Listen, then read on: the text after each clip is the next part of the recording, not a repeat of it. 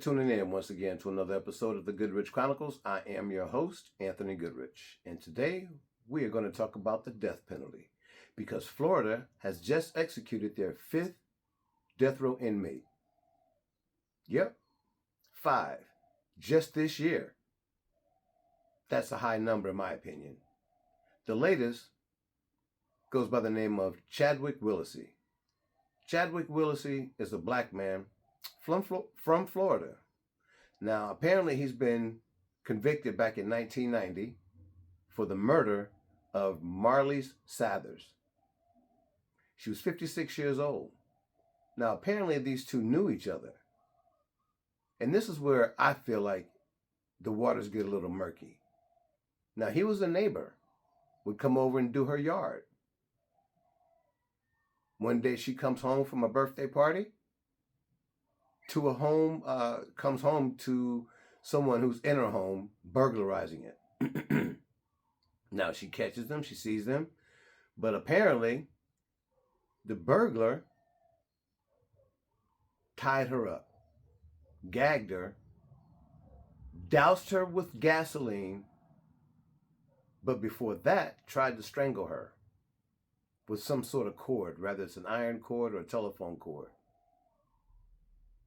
That method didn't work when he tried to kill her. So he decides, according to police, to douse her in gasoline and set her on fire while she's still alive. Now, he was not caught red-handed. He was caught, according to the news articles, within 24 hours. Now, I have a problem with that because you didn't catch this man red-handed. The only person to see him there is dead. So she couldn't have told anything. However, police reports have supposedly caught Chadwick with some of her belongings. They were in his possession wherever he lived. Again, he wasn't there at the scene, or should I say he wasn't caught at the scene. So this man was convicted for killing this white woman, spent 30 years on death row, and now they have executed him. Now my problem is that now you have different testimonies, you have a time frame that you can't account for certain things. So how do you know 100% for sure that you can take this man's life based on the evidence or witnesses, which apparently there were none?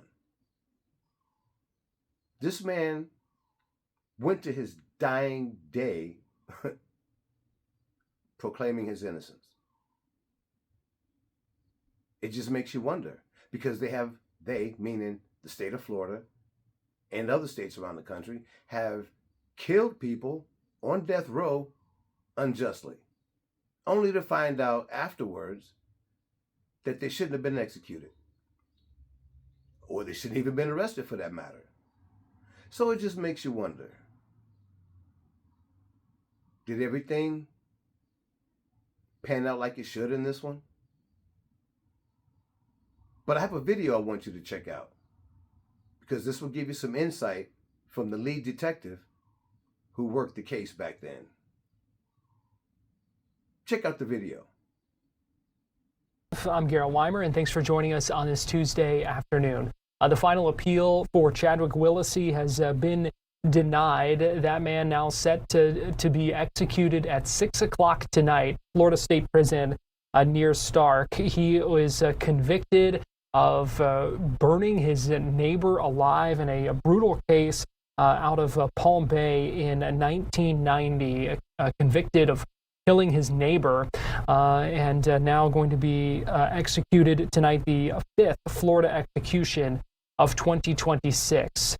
Joining us live now to talk about this case is the lead investigator on this case all those years ago, George Santiago, a retired homicide detective with the Palm Bay Police Department.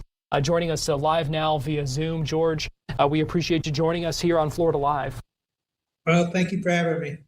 I first want to get your thoughts and reaction to the execution set tonight for a man convicted in a case that now stems back, 36 years just about. Yeah, that's a long time.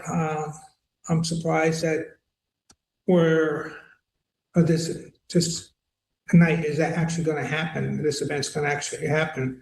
I've been retired for like 12 years now.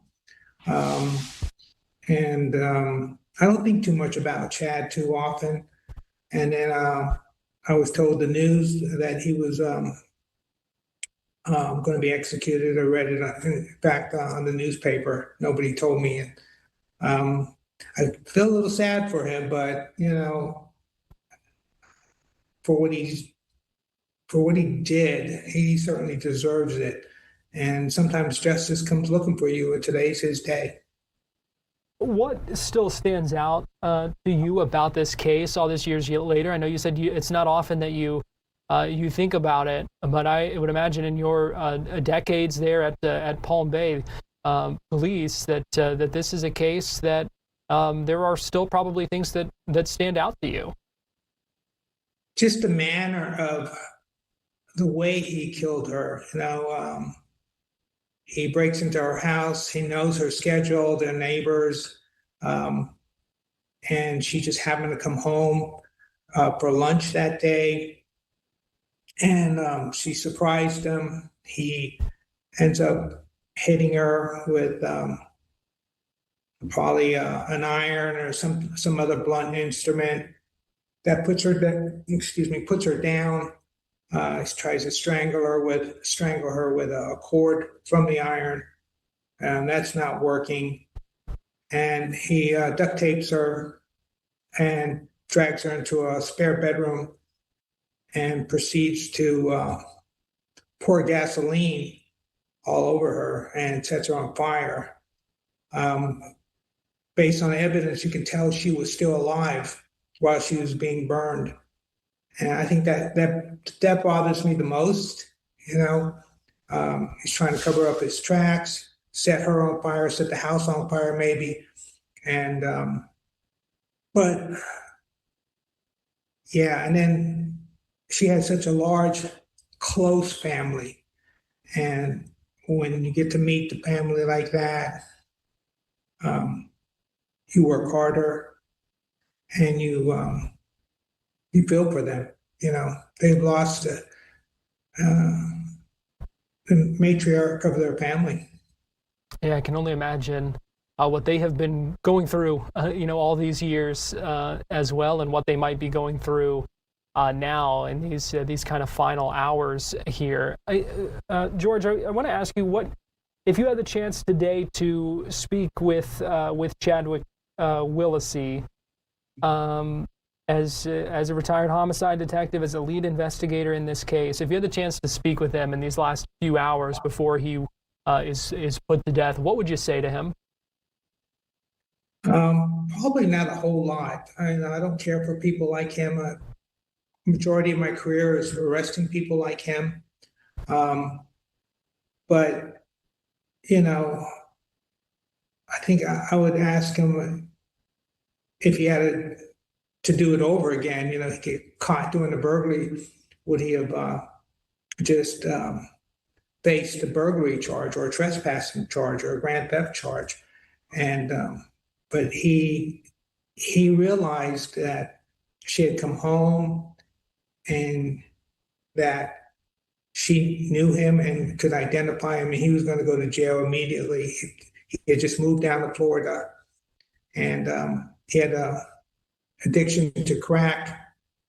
And I'm thinking, if I had to ask him, would you change anything that day? And hopefully he would have said, yeah, I would not have done the burglary and then everything thereafter. George Santiago, retired homicide detective with the Palm Bay Police Department. We appreciate you joining us here on Florida Live. We thank you for your time. Now that is just an absolute horrible way to go out. And I cannot imagine what she felt going through that torture. Being bound, gagged, and set on fire while you're still alive. Absolutely horrible. And whoever did that, if Chadwick did do it, he deserved what he got. But if he didn't do it, there's a lot of work that needs to be done in the system, because it has been proven time and time again that innocent people have been put to death. Speaking of which, we have another one who's going to be executed. At least she is scheduled for execution this coming September, out of the state of Florida. I will be doing a video on that one at a later date. Thank you very much for tuning in, because you all could have been anywhere, but you chose to spend some time with me today. And for that, I will always be grateful. And just so you know, I'm trying to reach that 150 mark for subscribers. I'm almost at 100, just trying to get to 150 and see where we can go from there. I enjoyed doing this video, and I hope you enjoy watching it.